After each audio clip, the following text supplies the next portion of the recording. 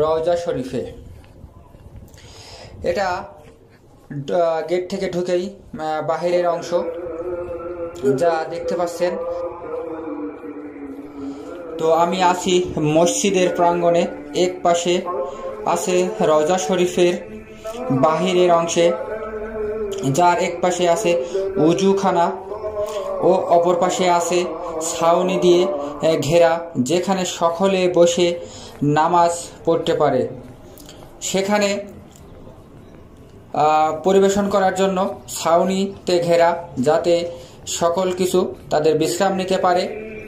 যা আমরা সামনে হেঁটে যাইতেছি, আপনারা দেখতে পাচ্ছেন সকল অংশ।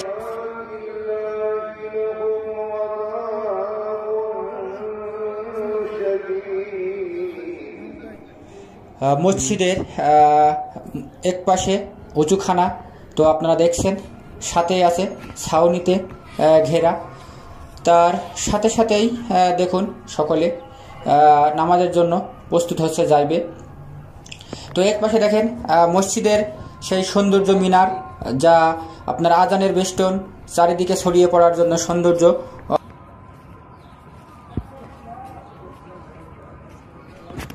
আজ পবিত্র জুমার দিন, তো নামাজের জন্য এখন মসজিদে প্রবেশ করব। তো এখন মসজিদে আমরা পৌঁছে গেছি নামাজের জন্য। তো এখন মসজিদে আমরা নামাজ পড়ব, সকলে সাথে থাকবেন। নামাজের শেষে আমরা সেই শেখ আব্দুল কাদের জিলানী রহমাতুল্লাহ আলাইহি এর রওজা মুবারকে যাইব।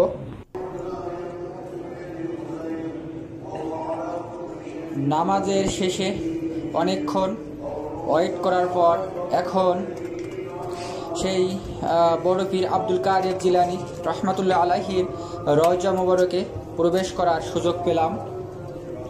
যেটা আপনারা দেখছেন, এটা সেই আমাদের আব্দুল কাদের জিলানী রহমাতুল্লাহ আলাইহির রওজা মুবারক, যা চারিদিকে ঘেরা সেই মধুর্য দৃশ্য, সৌন্দর্য দৃশ্য, যা মনকে সুন্দর করে তোলে, মনকে আকৃষ্ট করে,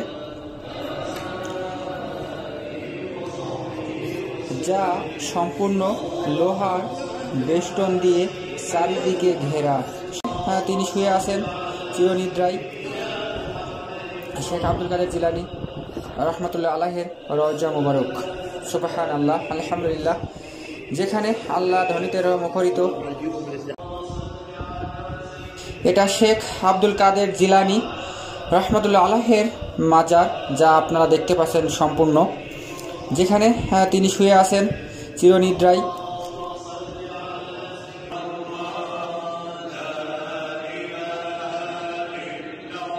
এই পবিত্র রওজা শরীফে যাদের